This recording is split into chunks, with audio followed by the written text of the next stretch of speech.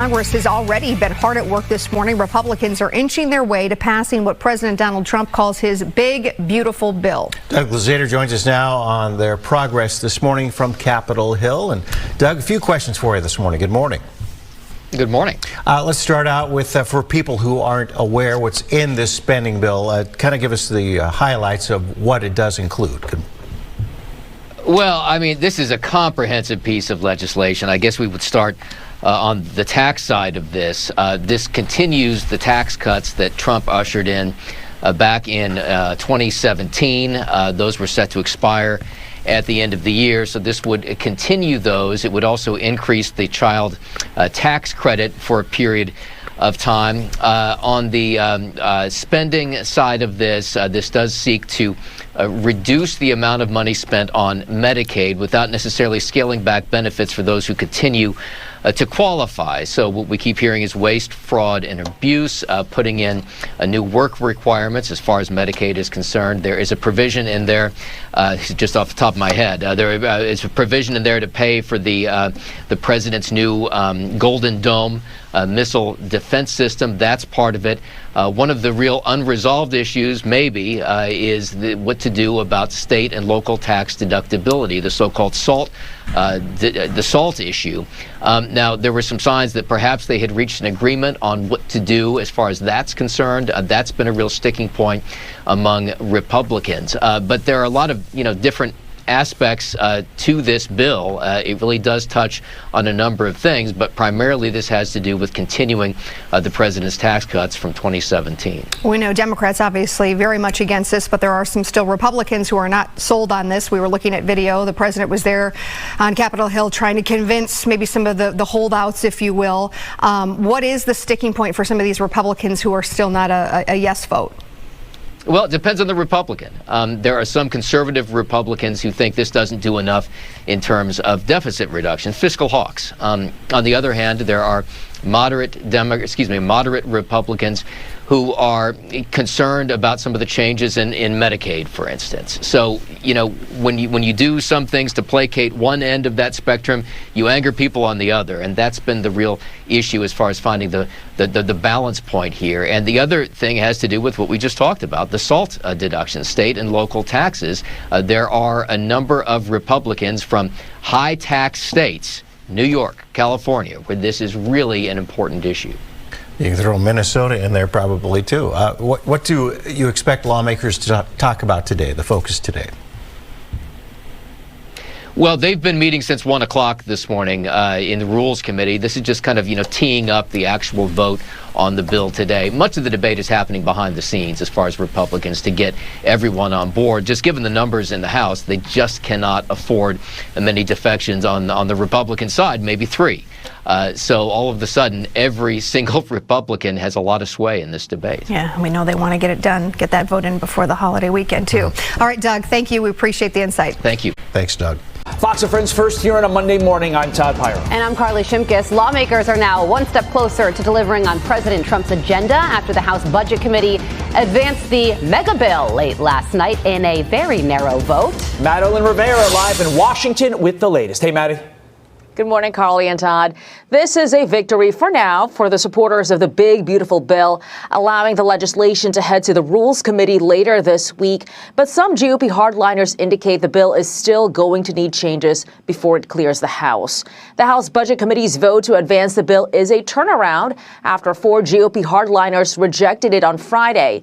Some of their concerns included Medicaid work requirements and spending. House Speaker Mike Johnson said there were a lot of conversations over the weekend to try and address these issues. The final tally overnight was 17-16, with the holdouts voting present, which is essentially a refusal to take sides. It lets the bill move forward. Look, all 11 of our committees have wrapped up their work, and they spent less and saved more than even we projected initially. You're going to have historic savings for the American people, historic tax relief for American workers, historic investments in border security, at the same time that we're restoring American energy dominance. As for what type of assurances these holdouts got, they include speeding up the timeline for those Medicaid work requirements and reducing some of the green energy tax subsidies under the Biden administration. But the committee chair says there were no actual changes to the bill before the vote. I didn't make any commitments other than the commitment to call another vote to give them the opportunity to allow this to move to the next phase in the process. I can tell you there were no changes. We voted on the same roll-up of all the reconciliation bills from the respective committees that we considered on Friday with no changes on it. Representative Ralph Norman, one of the fiscal hawks, says they got assurances in writing. Representative Chip Roy warning on X the bill still does not meet the moment. White House Press Secretary Caroline Leavitt will hold a press briefing at 9 a.m. Eastern Time today. We will see what she has to say about this vote. Carly and Todd. And for those of you who have a calendar in front of you, you well know that Memorial Day deadline. So, I was disappointed to see the massive spending bill, frankly, which increases the budget deficit, not just decrease it, and undermines the work that the Doge team is doing. I actually thought that when this big, beautiful bill came along. I mean, everything he's done on Doge gets wiped out in the first year. I think a bill can be big or it can be beautiful, but I don't know if it can be both. My personal opinion. Elon Musk has criticized the centerpiece of President Donald Trump's legislative agenda in a significant fracture in their partnership. Musk said he's disappointed in what the president calls his big, beautiful bill. The legislation includes a mix of tax cuts and enhanced immigration enforcement. Republicans recently pushed the legislation through the House and are debating it in the Senate. The ayes have it. The motion's agreed to. The One Big Beautiful Bill Act is ordered. While speaking to CBS, Musk described it as a massive spending bill that increases the federal deficit and undermines the work of his Department of Government Efficiency, known as DOGE. Musk's comments come as he steps back from his government work, rededicating himself to his companies Tesla and SpaceX. He also said last week that he planned to do a lot less political spending. The tech billionaire had previously been enthusiastic about the opportunity to reshape Washington. He wore campaign hats in the White House, held his own campaign rallies, and talked about excessive spending as an existential crisis. Trump returned the favor, once turning the White House driveway into a makeshift Tesla showroom when sales were declining. When asked on Wednesday about Musk's disappointment, the U.S. president said he needed to secure a lot of support and was thrilled by some aspects of the bill. Elon Musk is raising concerns about President Trump's sweeping tax and spending cuts package, saying that he believes it would raise the U.S. budget deficit and undercut efforts by DOGE. So these comments come as Musk is taking a step back from his high-profile government work, and Julia Benbrook has more. Elon Musk, who is, of course, a big Trump donor and has been by the president's side as a special government employee for the first few months of the term, is criticizing the president's so-called One Big Beautiful Bill. Musk has notably played a leading role in the Department of Government Efficiency, or DOGE, with the stated goal of identifying and eliminating, quote, waste, fraud, and abuse within the federal government. The tech billionaire is criticizing Trump's massive agenda bill, which the nonpartisan Congressional Budget Office estimates would add $3.8 trillion to the deficit, saying he believes it undermines DOGE's recent efforts. So, I was disappointed to see the massive spending bill, frankly, which increases the budget deficit, not just decrease it, and undermines the work that the Doge team is doing. I actually thought that when this big, beautiful bill came along. I mean, everything he's done on Doge gets wiped out in the first year. I think a bill can be big or it can be beautiful, but I don't know if it can be both. My personal opinion. After intense negotiations, the House narrowly passed Trump's agenda bill last week. Now all eyes are on the Senate, where it faces challenges and potential changes. Republicans have set a goal of getting the bill to the president's desk for a signature by the 4th of July. Reporting at the White House, I'm Julia Benbrook. We turn now to a Senate update set to take up President Trump's massive spending bill this week, which is key to his agenda. But some Republican senators say they can't support the bill, which narrowly passed in the House. Our senior political correspondent, Rachel Scott, is at the White House for us. Good morning, Rachel. Hey, Rebecca, good morning to you. And you're right, this bill barely passed the House, and it will certainly face challenges in the Senate, where a handful of Republicans are already warning about the level of spending. Others back home at town halls confronted about the cuts. This morning, with pressure mounting to pass President Trump's signature spending bill, a handful of Republican senators signaling they are not on board. I just can't support something that actually increases the deficit, and that is what's going to happen right now as the bill's currently written. I don't want to raise the debt ceiling $5 trillion. Well, the bill promises to slash federal spending by $1.5 trillion.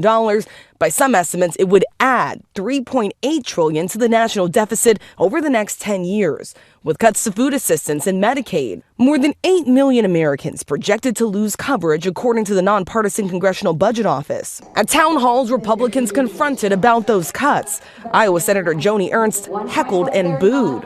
They are not eligible, so they will be coming off. So people are not... Well, we all are going to die. So, for heaven's sakes.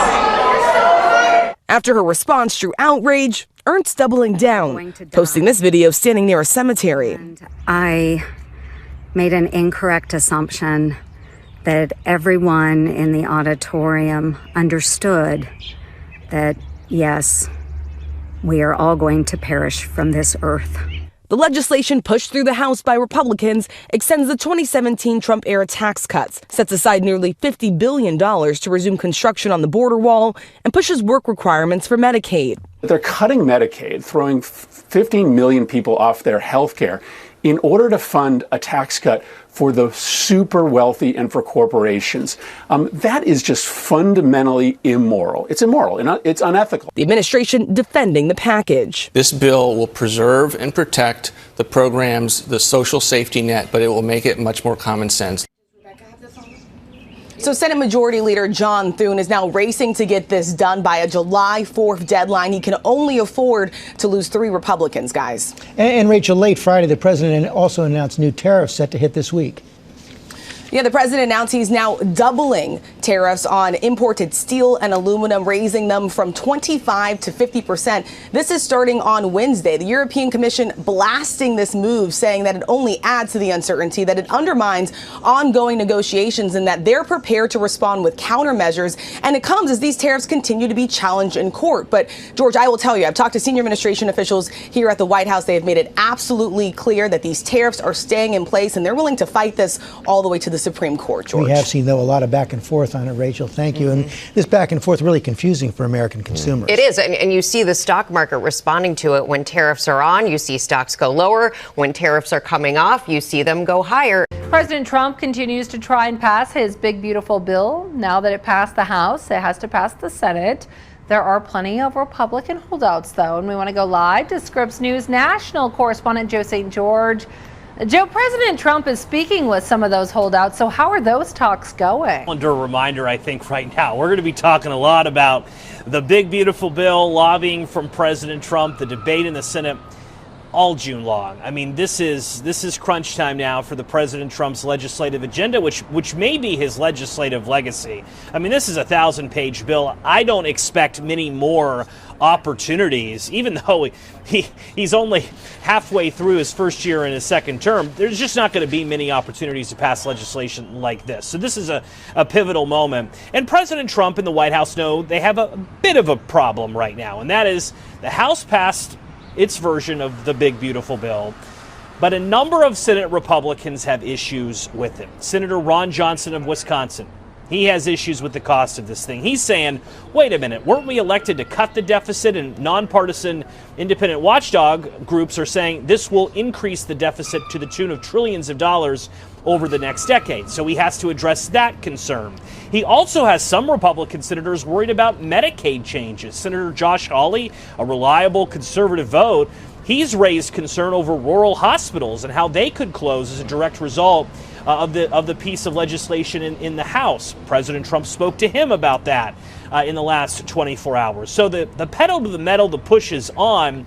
As far as what's next here, Republican leadership in the Senate still want to get this vote before the July 4th holiday.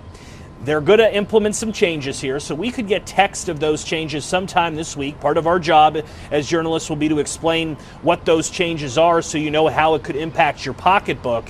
Remember, Civics 101 here. Anything the Senate does, any change the Senate does, it kicks the bill back to the House for another round of voting. So this thing is going to intensify throughout the month of June, but we're committed to covering every angle of it because it's so big, it impacts all of our wallets for sure. It's an honor to be with Elon, who's my friend, and he's done a fantastic job.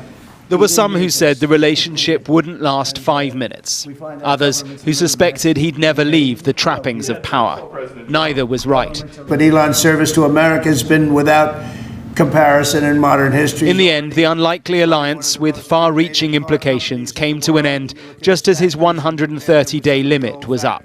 My time as a special government employee necessarily had to end. It was a limited time thing. And the news conference, to the extent that it was one, was a moment for the two men to trumpet Musk's success. Elon has worked tirelessly helping lead the most sweeping and consequential government reform program in generations.